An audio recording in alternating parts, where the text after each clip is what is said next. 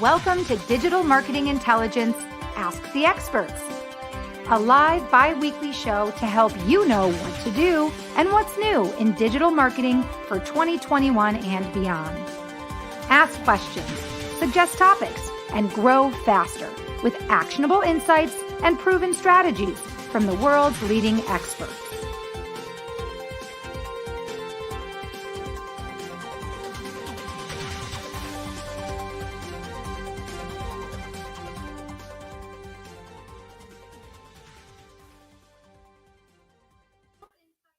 Hi, everybody, and welcome to Digital Marketing Intelligence Ask the Experts. I'm Marissa Morgan, your show host and business development manager at Engage. On behalf of myself and the entire team behind me at Engage, welcome to this week's bi-weekly Thursday show. Today's topic, brand strategy and why it is the most important tool in your digital marketing toolbox. Our guest expert will be joining us today from Brooklyn, New York, and she will share with us why brand strategy is incredibly important, especially in today's world of digital marketing and the digital era. Don't forget to stay tuned because after my talk with our special guest, I will share with you our Engage digital marketing news of the week. And this week, I'll be sharing with you a link and an article about digital trends in 2021 and beyond. You don't want to miss that. Before we get started, a quick mention that all of this incredible bi-weekly content is brought to you by Engage. Engage is the world's only free forever suite of premium marketing, sales, and support conversational tools. Tools built to help you improve the customer experience. And I think we can all agree in today's competitive marketplace, optimizing the customer experience is what helps your business to stand out. I want to share with you a little bit more about what you'll find at engage.com. And that is, again, free forever tools to help you optimize your customer experience. Two ways to really optimize your customer experience: providing convenience. By engaging with customers where they are, which could be on, your website or perhaps on social media through their mobile phones, you're helping to optimize the customer experience. And we give you tools at engage.com to do just that. Also, building trust is a way to optimize your customer experience. At engage.com, we help give you the tools you need to not only personalize engagement, but also product recommendations. That's important because then it conveys the belief that you understand and care about your customers' needs and interests. And of course, that is the essence of trust. After our show today, make sure you pop over to engage.com. I'll go ahead and put that up on our screen so you can screenshot that on your mobile device, or if you're watching on a laptop, you can take a picture with your phone. Check out engage.com after our show. Our tools are free forever. No locks, no upgrades, no fees, and you can dive into optimizing your customer experience. Whether you're a small, mid-size, or large business, our tools are free for everyone, and they're also helpful for everyone. So make sure you check it out after the show. Okay, it is time to get started, and I want to introduce to you my very special guest, joining us all the way from Brooklyn, New York. It's Vanessa Matthew. That was the worst New York accent, Vanessa, I think I've ever tried. I'll leave the accents up to you, and you don't even have one. So, well, thank you for such a warm welcome. It's an absolute pleasure to be here with you today. It's such an honor. We're so excited. Now, if you don't know who Vanessa Matthew is, you need to. Vanessa Matthew, let's see, marketing executive, development manager, event planner, brand researcher, and entrepreneur are just a few of the titles that Vanessa has held in her very impressive marketing career. And as an astute brand strategist and data-driven marketer, instead of raising the bar, she's helping to raise the profiles for businesses since 2005. Small businesses and huge corporations that most of us have heard of. Let's see, Pepsi and Company, Dr. Pepper, Snapple, Chase, MasterCard, and UPS just to name a few. I think I've drank in all of those drinks, Vanessa, and I've definitely shipped with UPS and charged to both Chase and MasterCard. So you've touched my world.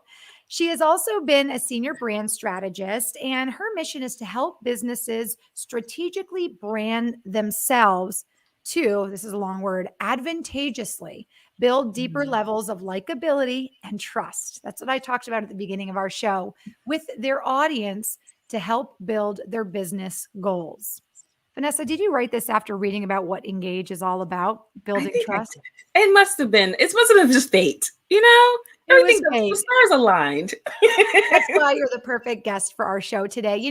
Vanessa is a fountain of brand and marketing knowledge. Her expertise and experience will be with us today as we jump into this idea of brand strategy and why it's the most important tool in our digital marketing toolbox. So, great introduction, Vanessa. Welcome to our show. Thank you. Thank you. Thank you so much. And I just love brand. Just love brand strategy, messaging strategy, and really went down this road from just doing marketing to strategy. Really because I understood the true impact it would have on companies to not to start with the design aspects of things, but to really start Mm. with the heart and soul of themselves or what they would like to portray their brand, their business to be to the world. Well, she's already throwing out a tip for our audience saying, hey, don't start with the logo, don't start with the image, start with the brand strategy. Now, listen, if you have questions or comments for Vanessa or that, are relevant to today's show, please drop them in the comment section. We'd love to hear from you. And Engage Digital Marketing, Ask the Experts. Didn't Engage Digital Marketing Intelligence, Ask the Experts is a global show. I'm broadcasting to you live from Minneapolis, Minnesota. Vanessa's joining us from Brooklyn, New York. So please drop us a comment in the comment section and let us know where you're joining us from today. And it looks like we already have a comment. So I'm going to pop that up before we even dive into today's conversation. Teodora says, hello, Marissa. Hello, Vanessa. Greetings from Romania. It's 10 p.m. here, but I'm watching this amazing show. Oh, awesome. Hi. Vanessa says, hi. Hi, Teodora. Thank you so much for joining us. And thank you for participating and interacting with us. This is an interactive show. So the more comments, the more fun we get to have. And this is a chance for you to be right in front of Vanessa, whose background I just shared with you is so rich in brand development. So think about questions you might have about your business model, about your brand, and leave those in the comment section for us. Now, without further ado, I want to get into today's talk and I want to get to know Vanessa a little bit better for our audience. But before we do that, I want to give you a look and a quick briefing of what we're going to be talking about today so that you understand what you're going to miss if you don't stick around. So, let me share with you that today we're going to be talking about branding. So, branding is the perpetual process of identifying and creating and managing the cumulative assets and actions that shape the perception of your company in your customers and your prospective customers' minds. So, we're going to be talking a little bit more about what branding is. And that's kind of the definition, or not kind of, that is the definition. So, we're going to dive into that a little bit. We're also going to be talking about why it's critical to develop a branding strategy, hence why Vanessa is our guest expert. And then we're going to be talking about, and I think this is where Vanessa is going to shine today. We're going to be talking about basically different elements of a branding strategy to build your digital marketing presence. Things like creating your customer persona, right? How does the customer perceive you? Creating that visual identity, which Vanessa already touched on, logo, website design, social media content, communication content, then providing quality customer support. That's incredibly important to optimize your customer experience. And of course, monitoring customer perception. And, in general, your reputation, how the customer is perceiving you. So that is what we're going to get into for today's talk. But before we do this, let's get to know Vanessa a little bit more. Vanessa, can you tell us a little bit more? And I know that you have a very rich history. So I'm going to literally time you. I'm going to give you about a minute and a half because I feel like you and I could talk about your past. You've done so much for days, but just a high level kind of description of the journey that led you from, beginning a nonprofit to Yeah. now working in brand strategy and your niche of really helping people develop websites and things like that. Yes. So I started out in fundraising and development in the nonprofit sector. It was something I kind of fell into. I was looking on line when I first started, when first graduated from college, and I definitely was interested in marketing, but I hadn't had a marketing degree at that time. But skip forward, did fundraising and development, hit a plateau at one of the companies with regards to fundraising, and went on this quest to figure out why. It led me down a path of picking up a book that's called Marketing Management by Kotler and Keller. And in it, at the time, fundraising development was very much of an apprenticeship field. And in the book, it just said, that's intangible marketing. But the root of how you do it all better is through actual brand research, market research. So I went on a quest to find a job in market research, which led me to Ketchum Public Relations. And now I have combined all the things I've learned over the years to brand strategy. So that's that. That's pretty much it. Summed up. And you founded your own company right now, right? VCM Yes. Strategies. Tell us just a little bit about what your company does for your clients. And the one question we like to ask every guest that joins us on our show is, what is the number one thing that you help your clients in terms of a problem that they come to you with? So tell us a little bit about VCM Strategies and the number one thing that you help your clients solve in terms of a problem. Okay. So VCM Strategies is a brand strategy and messaging strategy consultancy. And what I do is I help people to leverage the psychological aspects of humankind. So that's the human nature, human behavior, their attitudes, in order to build a personality, to establish a brand position, and really stand out and differentiate themselves in the market. And the main thing that many of my clients come to me for is that they just have a brand presence that they're not happy with, that they feel is inconsistent, that they would just like more cohesiveness across the board. And oftentimes it's because they really want to feel seen, they want to feel heard, they want to be respected, they want to be profitable. All of the dreams and aspirations that they have, they want to see their what they put out into the world actually grow and be seen by more people. Everybody wants that for themselves as a core desire. So it's just making that possible for the individuals that I work with. It's funny you said the word profitable, and almost every guest who joins us on our show shares that their clients are looking for more leads, more revenue, how to convert, their customers faster. You dropped profitable in, even though the problem is, again, getting themselves out there and being perceived a certain way by different companies and having their brand be basically perceived right properly, and how to do that. But profitability totally gets thrown in there because ultimately they're doing it to make money and grow their brand, right? Yes, it is very true. And the thing about it is that in the process of wanting to be profitable, it is all about finding your tribe, the individuals who will see you, connect with you, and really say, aha, I found the person. This is my person that I want to latch myself on to, if you will. And with that will come the profits. As long as you're able to, once you do get new leads, able to close new leads, because that's another aspect of it. If you're like, let's say in a service business, a little different from if you're doing product based, you're a product based company, but or a physical product based company. But yeah. Wait, actually, can you say that again? Because our next question was, do you feel like that the issues vary from company to company, depending on their geography or their industry? I actually missed what you said. Did you say it does? You do find that the need for your clients changes based on their product, or is it kind of across the board very similar? So in marketing, a product could be a service or it could be a physical thing. So depending on whether or not it is a service or a product, the clients who come, I typically work with service-based businesses as product-based companies. There are different aspects to their businesses that also need to be addressed with regards to the brand strategy. If you think about it, the brand strategy is like number 2 on the line of strategies you should have for your business. So it starts with your business strategy. So if your business strategy includes a lot of aspects of the product side of things, then you need to build in a brand strategy that addresses more of that. But then you have to think about margins. Are you even able to afford certain things? And all of those things have to come into play. Your pricing is very important in pricing all your products. And if you are a brick and mortar location, is a whole nother story on like the different levels of how you're going to represent your brand across all these facets.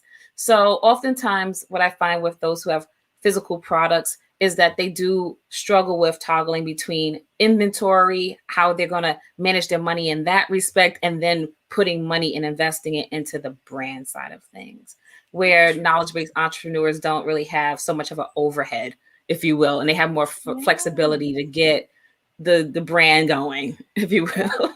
Interesting. That makes a lot of sense. And I never thought about it from that perspective. So, if you're just joining us, welcome to Digital Marketing Intelligence Ask the Experts. I'm your host, Marissa Morgan. Joining us today from Brooklyn, New York is Vanessa Matthew. And we're just getting ready to dive into brand strategy and why brand strategy is the most important tool in your digital marketing toolbox.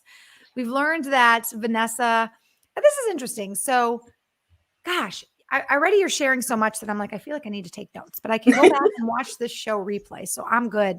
You know what? Let me share. Joining us from North Carolina before we keep going here in our conversation is Brandon. He wanted to say hello and he's looking forward to an amazing show. So Brandon, Hi, thank you Brandon. so much. Hello, Brandon.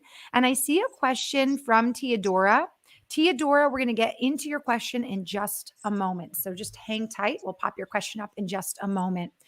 Let's dive in right now then to our first kind of overall question about branding, Vanessa. In your experience working with different clients, whether it's a retail client who has a product, or as you mentioned, you work with a lot of consultants and coaches, what is branding in terms of the main things that we need to think about?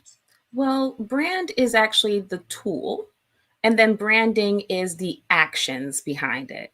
So, if you're thinking about in terms of the brand, it is really the gut feeling that an individual will have if they think, if they see, if they anything that makes an engagement, a touch point, any of those things, if they do, what will their response be?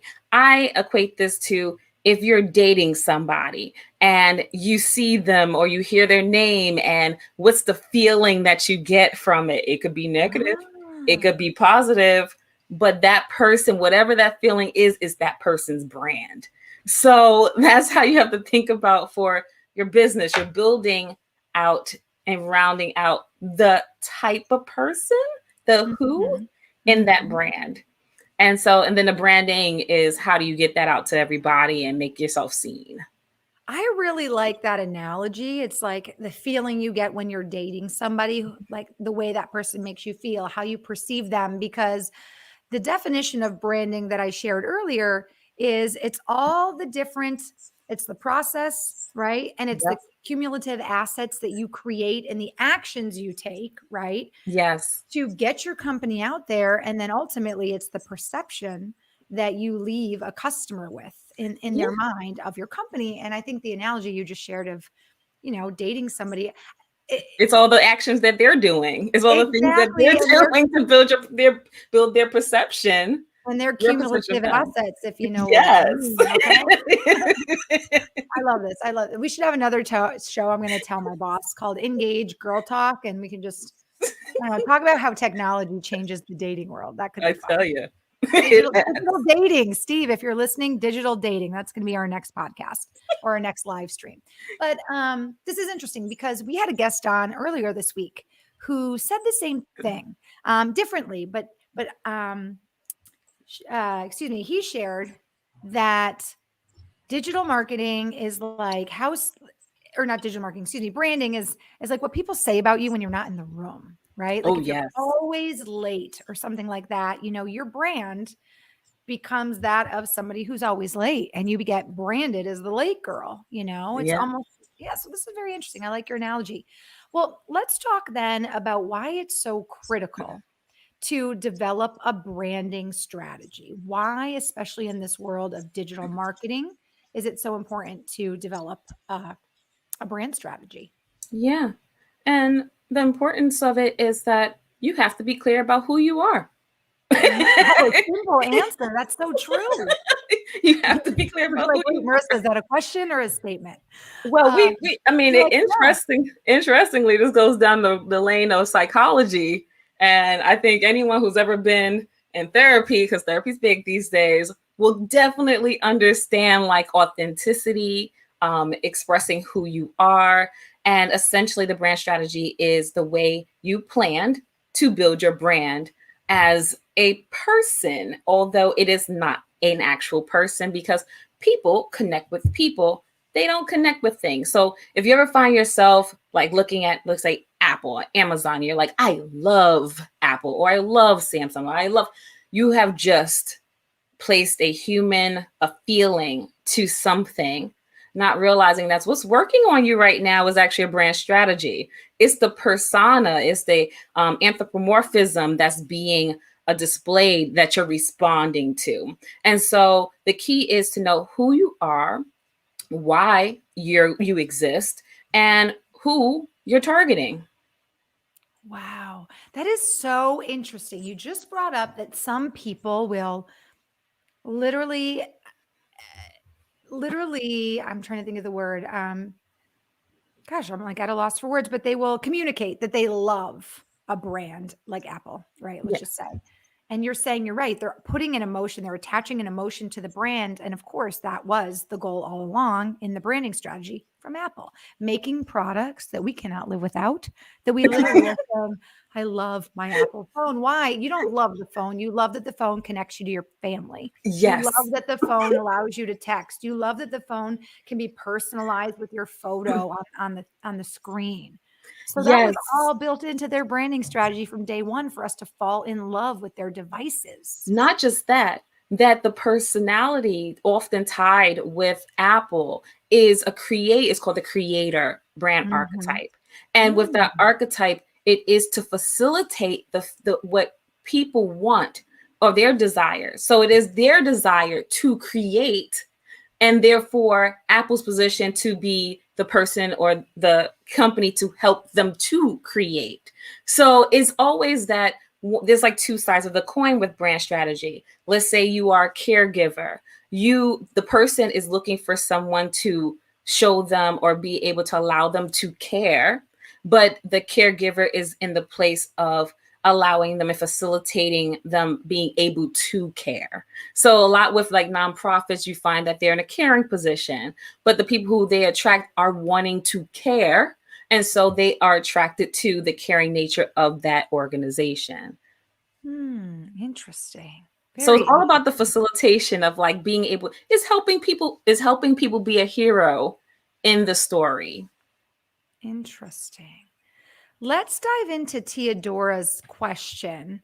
And as the brand strategy marketing expert, I'm actually going to lean on you because I'm not sure I know what PPC means. But Hey, Theodora's question is, in a world dominated by PPC approach, it is mhm. a real struggle to build brands. How do you balance efforts to sell with Mhm. long-term brand building? Do you So know what she's PPC? Yeah. yes, she's talking about pay per click. So in pay per click Oh, approach, look what I learned today. Okay, pay per click. so she's That's a asking, it's a real struggle. So with pay per click, even if you're doing pay per click, you have to, if you have your brand strategy in place and to build your brand, if you have the, so the brand strategy essentially builds out as you go through the process, will build out the look, the feel, the logos, the colors, the typography, the voice, the tone of the voice, all of the things that you ever see a brand show up and present to you is part of what you get. Is the byproduct of the brand strategy. That's what ends up being created. So when you put yourself out there, even through pay per click, if you have the brand strategy in place and all of your creative and content has been driven by the brand strategy, it is still all opportunities and to build your brand, even if it's pay per click. You're a smart woman. I'm just listening. I'm taking this all in. So, okay. So, wait a minute. So you're saying, Okay, wait, I want to make sure I've got this right. So her question is, how do you balance the efforts to sell with long-term brand building? Are you saying that essentially when you dive into, let's say, a pay per click strategy, you are building your brand because you are getting out your message, your colors, you've already done the research, so you're sending it to your target demographic. Yes. Interesting. So you're saying the two go hand in hand. All of Your it goes effort, hand in hand. Like, so it goes brand strategy, business strategy, brand strategy, then marketing strategy, and then all the strategies underneath. It's almost like a little filter. Like, it starts here and everything else comes from it. So if you have the part of pay per click, it's a strategy, but it's part of it can be rolled up into a marketing strategy. right? And so therefore they all should be connected. They all should be speaking almost to each other if you do it the right way. Okay. Now she says, thank you so much. You're Very welcome. interesting approach. And then she said, this is great. And thank you so much for your question today, Teodora. She says, by efforts, I mean mostly resources like budget and manpower. So interesting. But so what you're saying also to take it right back is efforts in terms of, well, if you're paying, for a pay per click campaign as Yeah. part of your marketing campaign, if you've done your work to develop your business strategy and then your brand strategy, Yeah. well, your marketing strategy is going to hit a home run because you're going to be paying to get that out to your target demographic. And then you've already created this amazing brand strategy. So you're getting out your logo, your message, all these things that you've already done. Yeah. You So actually it is a good save use of money. resources. Yeah, it's a good Yeah. use of resources. Yeah. So it helps to optimize your resources, to be honest, because otherwise you end up with, which is what a number of people will do, which is go with their gut. I feel like these colors make me happy, and so I'm going to run with it. I feel like this creative is great, so I'm going to run with that. I feel like the messaging, all of its feelings, but it's not backed up by any type of research. And that's the part that it needs to be backed up by in order for you not to waste effort and waste money putting out things. Now, it's not to say you don't test. Yes, you want to test. If you put it out there, who will you get back? Always interesting. But the key is starting somewhere and knowing, like, okay, I have a benchmark at least to say I started with this particular archetype and this particular structure to my company when it came to the brand strategy. If it doesn't work, at least I know that didn't work and that I can try something else and be strategic about that approach and not just do it haphazardly.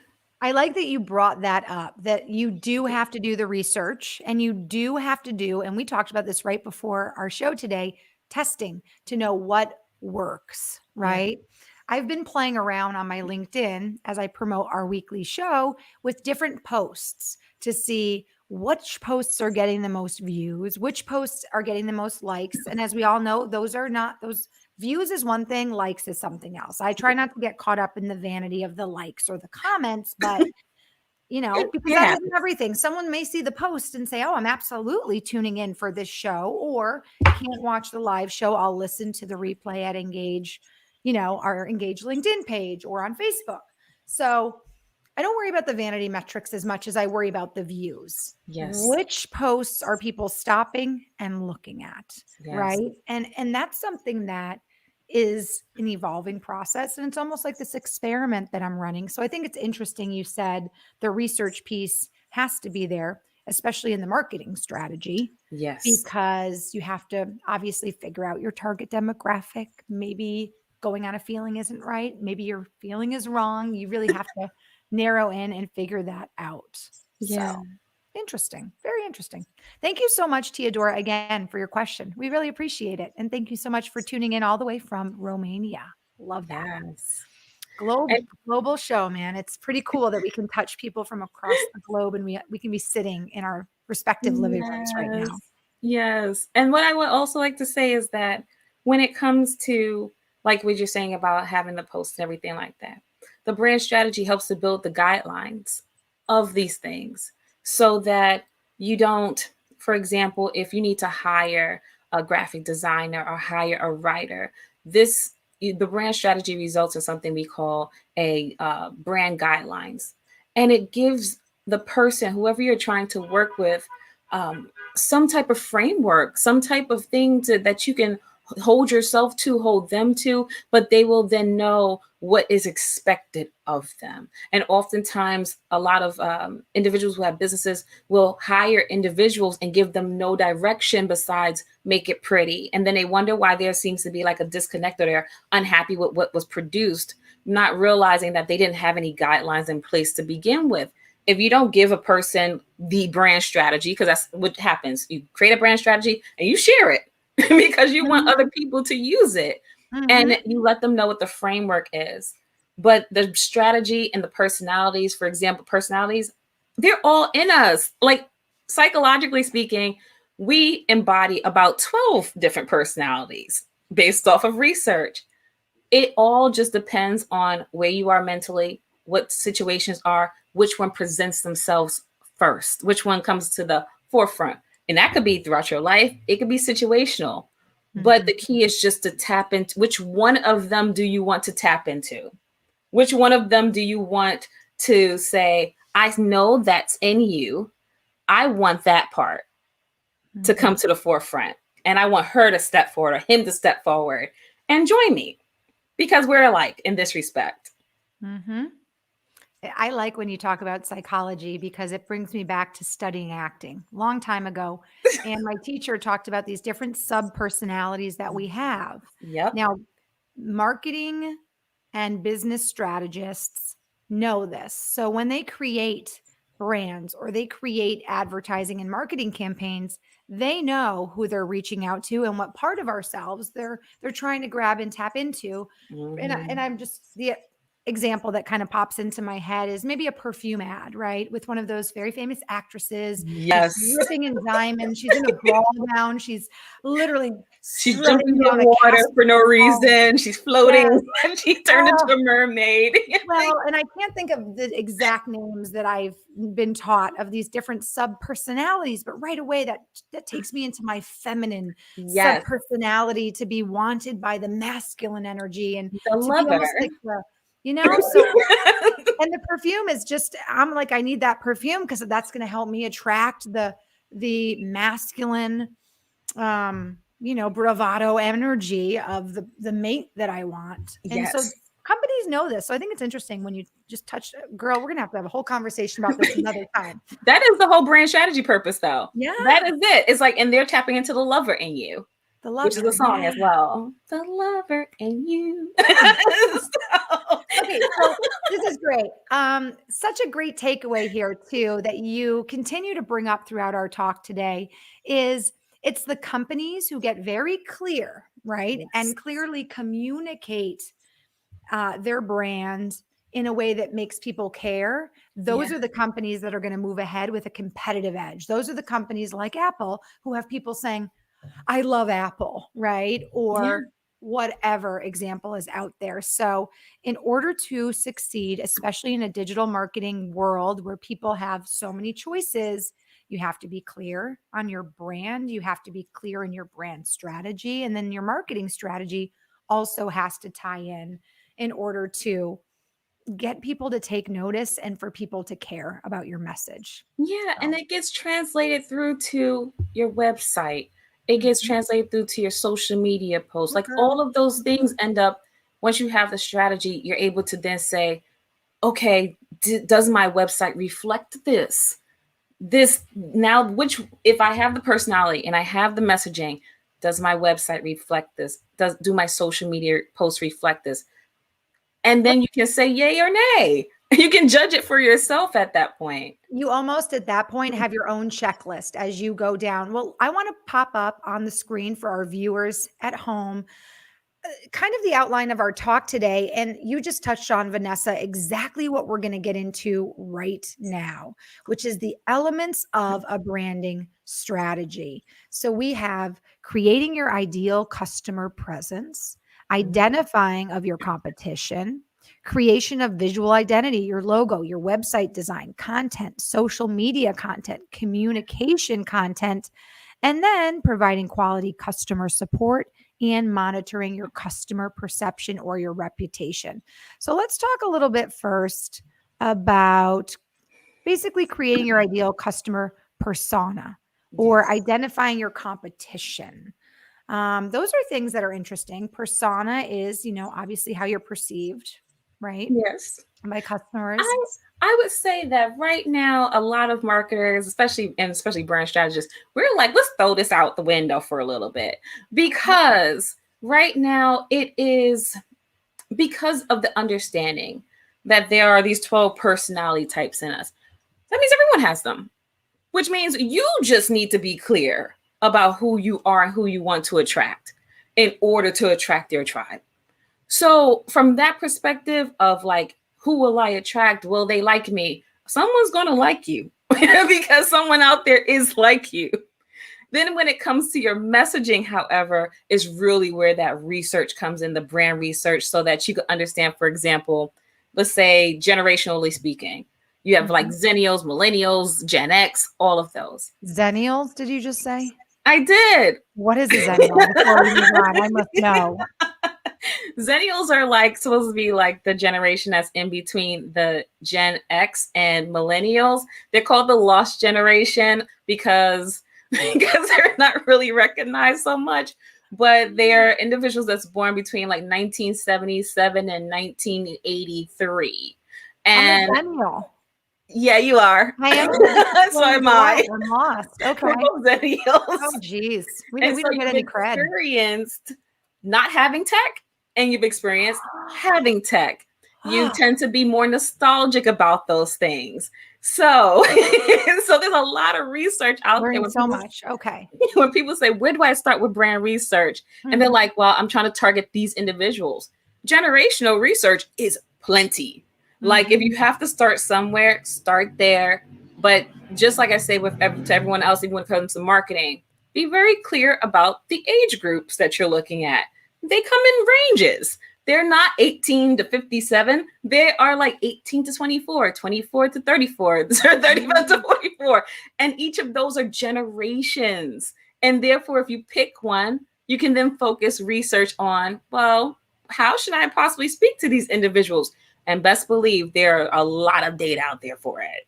That's a great tip. So, when it comes to building your brand strategy, which then translates down or trickles down to your marketing strategy, a really simple and easy approach is starting with generational research and really getting clear on your target age demographic. That's a great way to help make sure that your brand is touching the people that you think or feel or are learning your brand should be touching. So that's a great tip.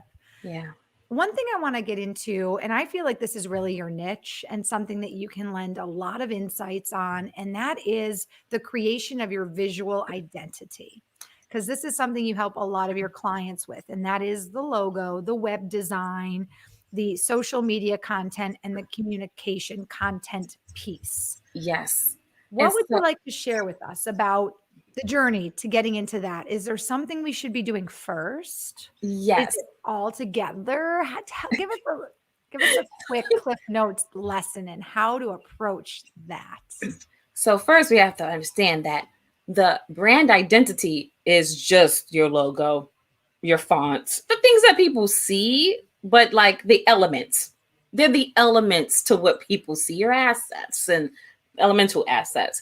The website design, the social media posts, the content, the ads are brand expressions. And so that's how you're going to express your brand to the world. Okay, wait a minute. Wait, I'm just going to interrupt you for a second because I got lost in a great comment that I was reading. I want to throw that up there actually. Yes. So I want you to repeat what you just said because it's really a good way for us to understand. But Clyde just joined in and he said, greetings from Amsterdam. We call him one of our original engagers because he's been tuning in for every show. So Clyde, hello to you and thank you for tuning in. He just said, I got a better understanding of brand strategy. I will put more effort into the research of my market and communicate the correct message. You communicate this so clearly. How about that? The brand strategist communicates clearly, Clyde. Not surprised. And he says, thank you so much, Vanessa. You're welcome, Clyde. I really appreciate that. Awesome comment. And thanks again for tuning in this week, Clyde. We appreciate you. Okay, sorry. So what you said was really good. And in case people are just now joining us on LinkedIn Live, can you just start again with what the logo is, the font, and then you moved on to the next part. So go ahead and So start that over. no problem. So the logo, your fonts, the typography, color schemes, things like that, all part of the identity. They're your assets. They're what people, if they just, see your name, that's your name of your company is also another asset of identity. Okay. Then the website, the social media, the ads, all those things are brand expressions. It's how you're going to express that brand.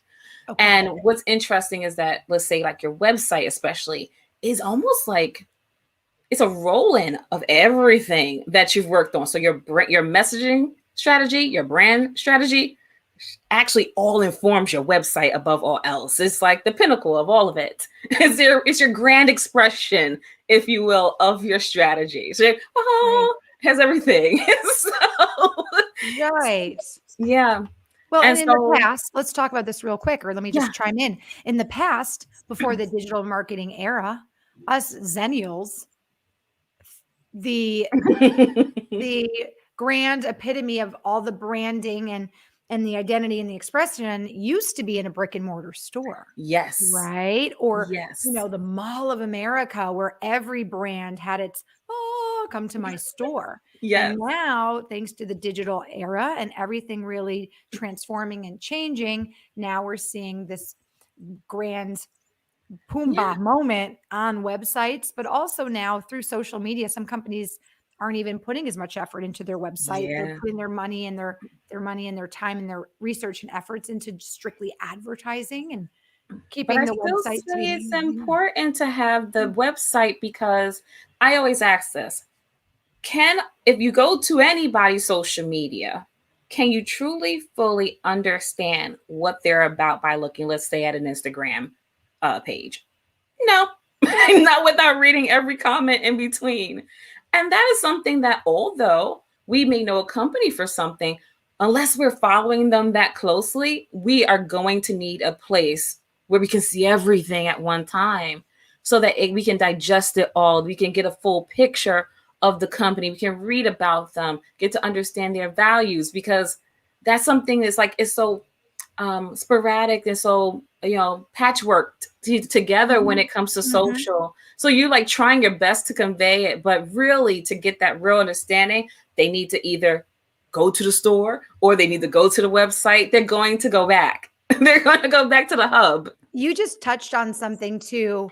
From our perspective at Engage, that is why it's so important that you optimize the customer's experience. And that especially is important when a customer is visiting your website.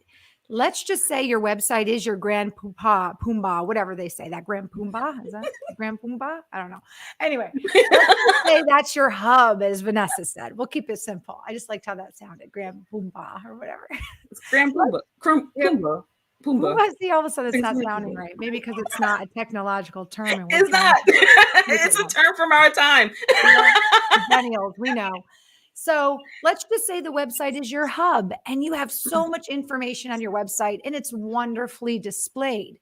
If you don't have, for instance, a chat box, right? A chat feature on your website where people can either ask questions or leave their contact information, you're missing out on a huge opportunity to get leads, to have the opportunity to do research, right? Yes. I mean, if you find that every single person visiting your website is from a certain geography or a certain age range, how great is that information when it comes to marketing, right? Yes. So it's really important, I think, that you consider tools like the ones at engage.com if you have any sort of a digital footprint, and if especially your website is the hub of a lot of your business, whether you're a coach, consultant, or you have something in the world of e-commerce, a product or a service. So you're right. You're right. The website really is a big deal, especially in today's world, but it's not a big deal if you just throw a bunch of stuff up there and don't put the effort into the branding and the marketing process, or the business strategy and the brand strategy. And especially when it comes to websites, the messaging. Okay. Because oftentimes you'll find companies who the message will be very focused on them, when really this whole process is about someone else. It's not about us. And oftentimes I have to tell clients, yeah, you may love that color, but do they love your color? What does it mean for them? And a lot of times when it even comes to color schemes alone, like that's a big topic for a lot of individuals. It's like people don't think about how connected we are to colors through our childhood experiences. We are. And I have an example, if you don't mind me sharing. If there's any examples you can think of, we'd love to hear some examples as we go along Yes. here. I could talk to you all day. You're so much fun. There's a shopping network that I know of, and they rebranded and they chose two very specific colors to be part of their brand. And it was because one of their products that they carried, that was their main colors. Yeah. And they rebranded in these two colors, and they found over time comments were coming in, customers had opinions about these specific two colors. And they ultimately ended up completely changing their color scheme and went from specifically these two colors because of this product. They thought the product sold well, so they thought it would translate to mean sales for the whole network. Yeah. When in actuality, they found out these colors were very jarring for people visually. They were very intense. And now the shopping network uses not only completely different colors, but now they change their colors depending on what they're selling for the day. So the logo always stays the same, but they have fun really almost matching the colors to the feeling of the day. So that the look and the color scheme on the Home Shopping Network, not the Home Shopping Network, but a shopping network screen on your television, it's always jiving. You don't have this big logo in the corner that's like bright orange when you're selling beautifully, light blue and purple, Easter decorations and cookies and things. You don't have this like weird orange like thing that's like jarring at you. Yeah. All their logo vibes. So it's always a pleasant visual experience. I'm like, that's incredible. So that's just one example of how I think we can tie into what you're saying about something as simple as color when it comes to branding. Like, for example, there's an archetype and the personality behind is the hero. And like individuals often don't notice that the hero brands tend to use hero colors. But from our childhood, they're superheroes. So if you were to pull up, let's say, just type of superheroes, and you have like your Superman, your Spider-Man. I'm thinking about Pepsi Cola's like blue and red. So I just need a little cape on the little soda bottle, and I'm like drawn to it because I used to love Batman, and he was like that color blue. Look at what you're showing us. All the Disney princesses and how they filter into like our baby type brands, our brands about caring and mothering and things like that. You'll find those pinks, you'll find those blues, you'll find the yellows, you'll find white sprinkles, wholesome brands. You find some greens, anything that's like explorer. You'll find things that relate to the woods and outdoors. So you'll find your browns and your greens and all those other colors. But also if you think of like a sage and you're like, what's that about? You find like those cool colors. And Barnes and Nobles, if you think about it, trees. You find all those they are pulling all the trees with all the books. They're like, no, we're really growing your mind. And they also have calm colors because they want you to stay in the store and read and buy a coffee for $9. Or even you said Coca-Cola with the red is an impulse color. Is a color of impulsiveness. So you find it with Macy's, Target, all of these stores where you're meant to have like an impulse to buy more, to do, to actually act. That is why I always spend $200 at Target, even when I'm just going for like lettuce and some detergent. $200 because I'm impulsively like the Target is like, boom, boom, boom. I need this. I need this. And the thing about it is that with the brand strategy, what you want to do is have what they call a brand archetypal mix. So you have like 70% one, 30% another, in order for you to get that impulse feeling. But then from Target, it's considered an everyman archetype. And so it makes you feel like everyone's welcome. So if you ever look at a Target commercial, you notice how everyone is present. but then like no one is present at the same time because everyone's kind of equal. That is all part of brand strategy, to have that feeling of inclusivity and Mm. belonging, and And that it's everyone's belongs. yeah, and it's changed a lot. Sorry, I didn't mean to interrupt you, No. but it's changed a lot too, just with the nature of our world right now. There's been so many different things to happen in the last year since the pandemic, especially. And as someone who comes from a TV background, I even see that the casting process is very different for brands. And in some regards, it makes sense, right? We need to be all inclusive, and most brands are, right? Yeah. But in some regards, it's also like, well, wait a minute, are we trying too hard at this point? You know what I mean? Like, let's be real in a sense. But I And get some it. brands, Everybody's yeah. trying. Everybody's really trying to like do it right, and you got to give them credit for that because it does matter. We're And the all thing is, important.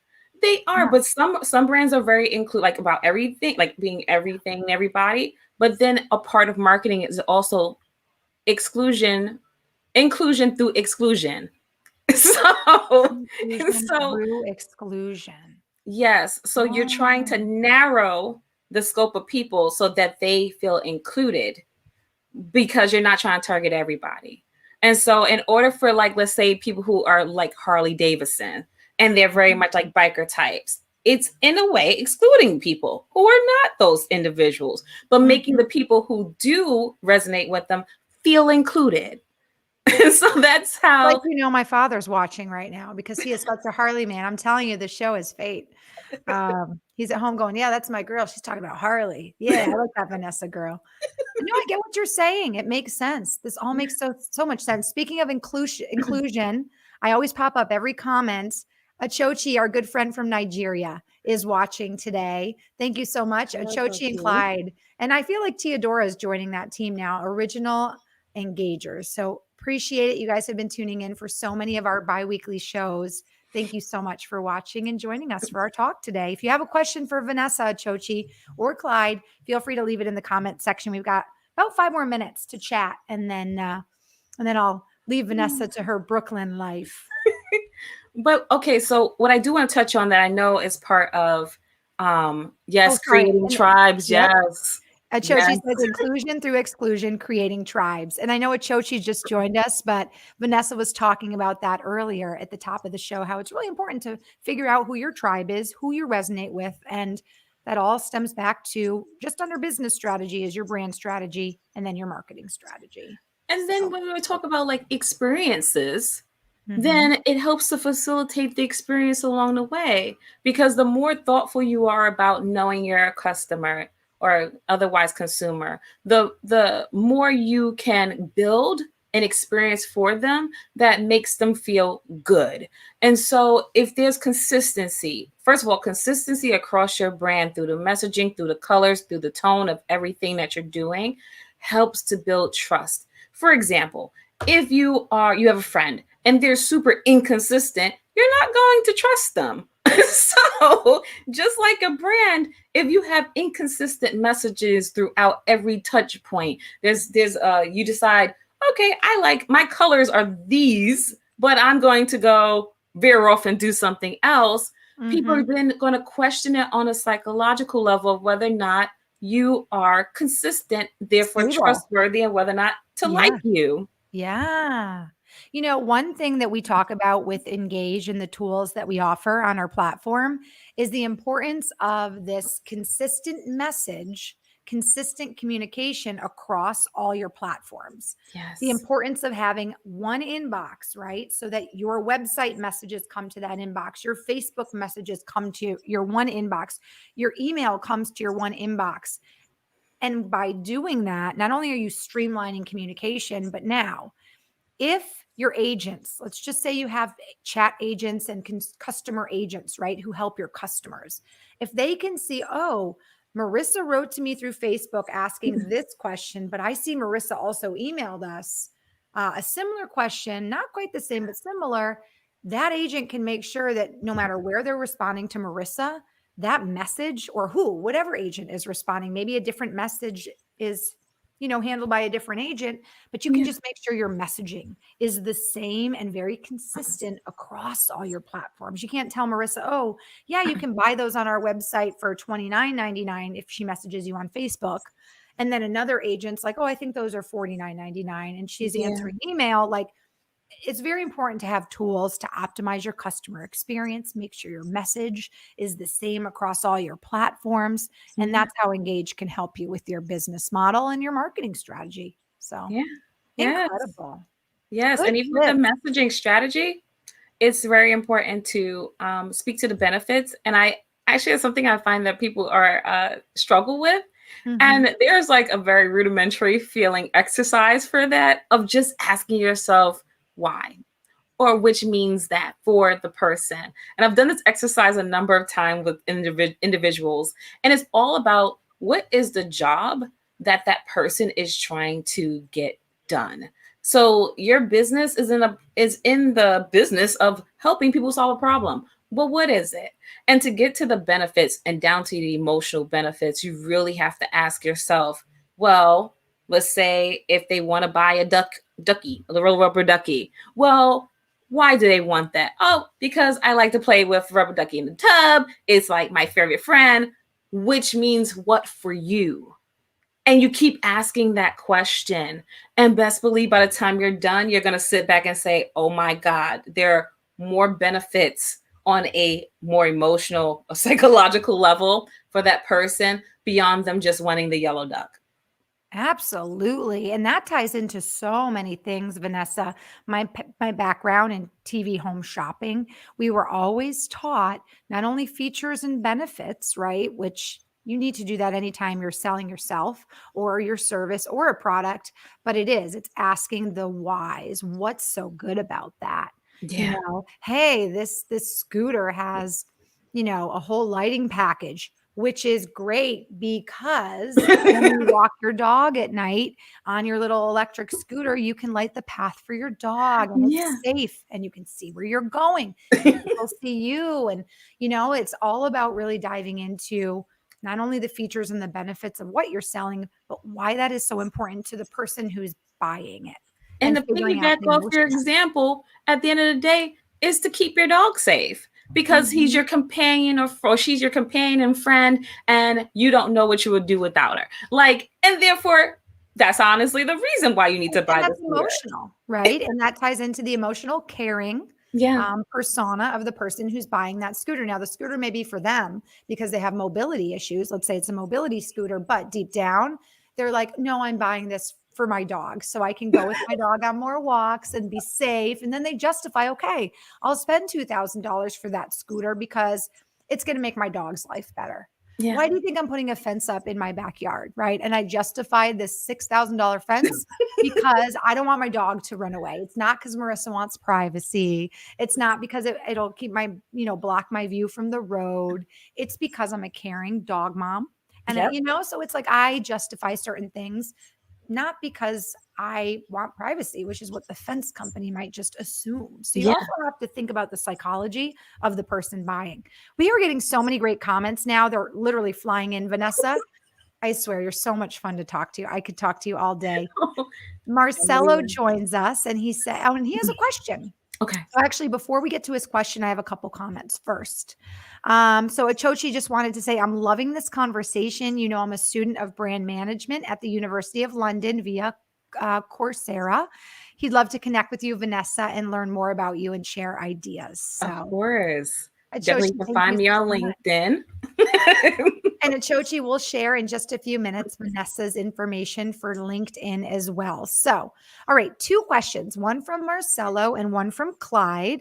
So Marcelo has the question. He says, Vanessa, what are the major challenges for a brand strategy in the world with consumer profiles that are increasingly ultra fragmented? I'm not sure what you mean, Marcelo, by fragmented. Maybe Yeah. Vanessa, if not, we can come back to this. If Marcelo, you want to maybe I'm explain a little bit more. I'm thinking this may touch upon like the fragmentation of how you reach the consumer, and also about the fact that multifaceted in many ways. Like I said, we have like 12 different personalities that are inside of us. But the Yeah. key challenge is Oh, I know. Sorry to interrupt you, but I think maybe that is what he means. So many yeah, people now are wearing many hats. Maybe Marcelo, please chime in, let us know. Like you yeah, said, we have different personalities. Like, for instance, some people are, I do acting and TV work, and I also do hosting and business development with Engage. So there are two parts to my career. And maybe that's what yeah. he's thinking. A lot of people are doing many things right now. Yeah.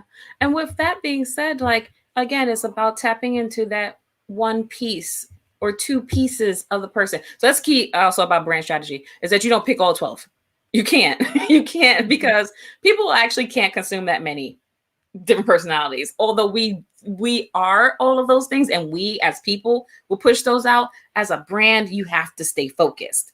Focus, focus, focus. So you're Mhm. going to pick one to two to focus on. One is actually going to be this is going to be a secondary one that's influencing and creating differentiation for you in the strategies, like whatever strategy you create. But yeah, that's the best way to tackle that one is like you just have to focus on what are you trying to present to the world, and not just what you're trying to present, but who are you trying to attract, and be clear about that. And through research is how you can get clear on like who do you want to attract at the end of the day. And sometimes if you're like, let's say a person who is an accountant or something like that, who do you want to work with? What type of personality do you want to work with? To a certain Right. I extent. mean, people work with people they like. So and that ties right into brands. People buy and are loyal to brands that they like and brands that they feel understand them. Again, Yes, this all goes back to optimizing the customer experience, right? When a yes, brand takes time to obviously build their business strategy and then ultimately their brand and marketing strategy, they are figuring out who is my target demographic? Where are they? Right? Are they on mobile apps? Are they on social media? Are they on my website? Are they going out to brick and mortar stores? Some people still are, right? yep. I know somebody in my neighborhood who's never purchased anything online. Can you believe it? It's Wow. 2021. She still always goes to the mall or to the stores. She And must be in our generation. She, and the first time she purchased something online was during the pandemia, some people say. And yes. that was because she literally could not go to a store. So she was forced. So this is also interesting. Such a good talk. Yeah. We are running out of time, but I have a few other questions for you. And Marcelo, thank you so much for your question. And certainly, if we did not fully dive into the answer you were hoping for at the end of the show, I'll share Vanessa's contact information. So I'll encourage you to hit Vanessa up. And if you need to explain your question stance a little bit more for her to help you, I know she'd be welcome to helping you Yes. in a conversation off of our show as well. So yay. Okay. This is a good question from Clyde. He wants to know, I have two different companies with connecting names. Is it wise to brand these two companies together, maybe under one umbrella company and move forward with branding them connected? Or should he use different strategies for each company? That's a Def- good question, Clyde. yes, that's talking about brand architecture. So, and hierarchy within brands. And that has a lot to do with what are those two companies doing.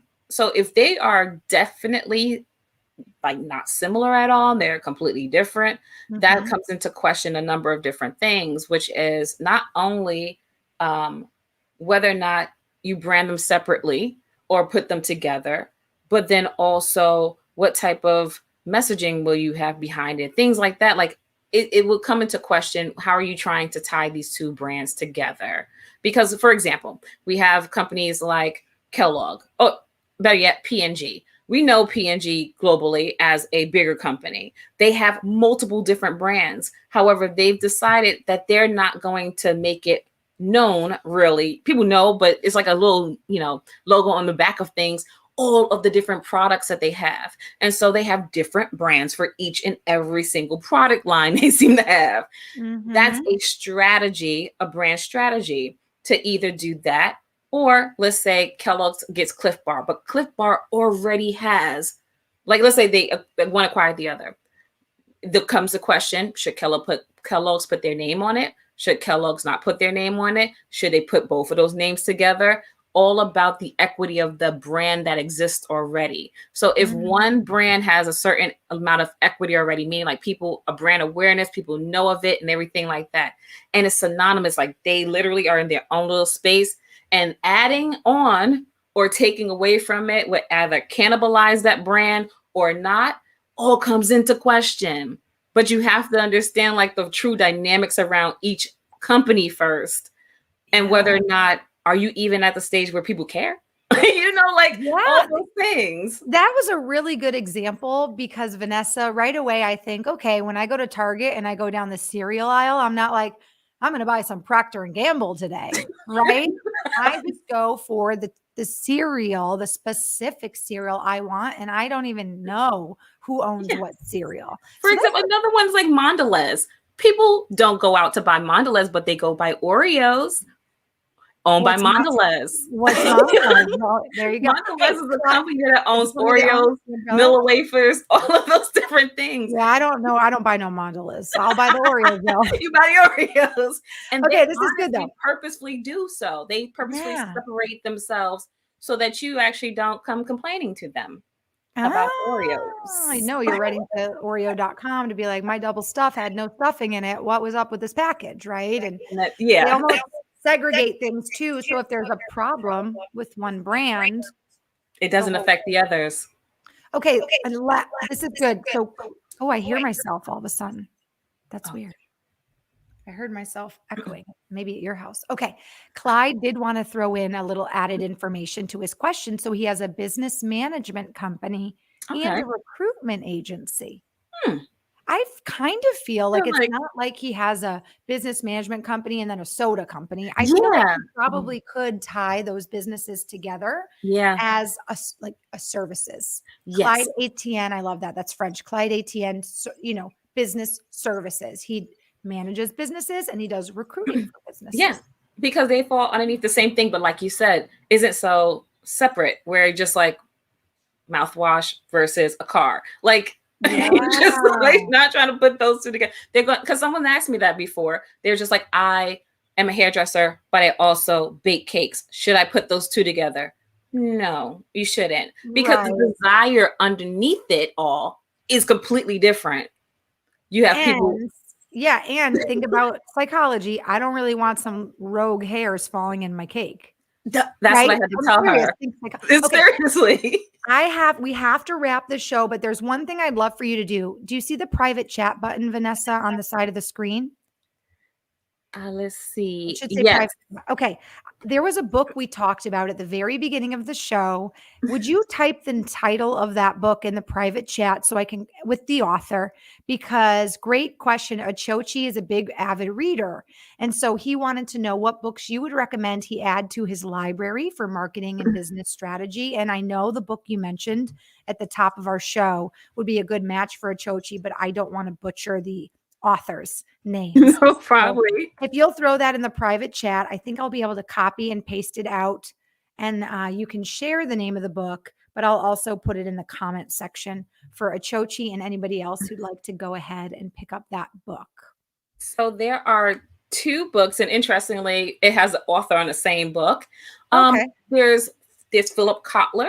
He is considered the father of marketing, and therefore plenty of his books are very insightful with regards to brand strategy. Then you have Kevin Lane Keller, who is still actually a professor at a university, and he creates a number of books as well, including textbooks, which are very, very informative when it comes to brand strategy as well. I've actually noticed a number of authors actually pull from his work in the textbooks and pull them into books, like smaller books. And so, like, if you want to go through like who to follow and who to pull information from, those are great. I have a book back here, Branding in 5.5 Steps, is also a great book to read. Branding in 5.5 Steps? Yes. And that shows that explains the gap between and how to bridge the gap between brand strategy and design. And so, and how do you go through that process? But there are a lot of books out here. There's one I can't say the title of, has a curse word in it, but No, this is great. You know what I'm going to do for Achochi and others who are watching? I'm going to compile a list of the 4 to 5 books that Vanessa's interested in sharing with the audience. And on my LinkedIn page, I will put them in the comment section underneath my post about today's show, because I just posted it in the comment section, but it may only be going to Facebook and YouTube, not necessarily on LinkedIn. So if you're watching, and everyone's watching from LinkedIn Live. So I will do that after our show, Achochi. So make sure you check out my LinkedIn page. And now, Vanessa, I want to share with everybody how they can connect with you after today's show, because I think you've added so much insights and so many insights, and so much valuable information about branding strategy. How can our viewers connect with you after today's show?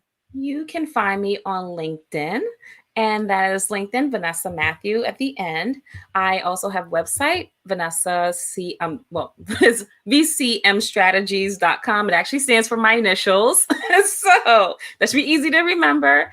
And yeah, definitely connect with me. I'm so happy to be able to talk to you if you're interested more in brand strategy and just want some clarity, especially for anyone who's asked any questions and wants more information.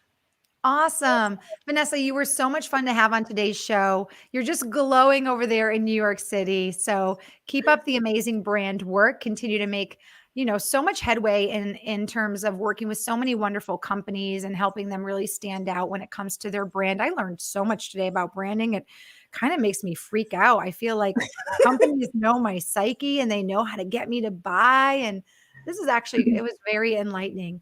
Yeah. Um, it is time for our Engage Digital News of the Week. And actually, I'll keep you on board while I share this. I won't make you go anywhere. I won't say goodbye to you yet. I'll let you Oh, stick with me while I share a really unique article, because you may want information about this article as well, something you might like to read. So, for this week's Engage Digital News of the Week, we're talking about a recent article by digital marketing guru Neil Patel. I don't know, Vanessa, if you've heard about him, but very familiar. the article is called 42 Digital Marketing Trends You Can't Ignore in 2021.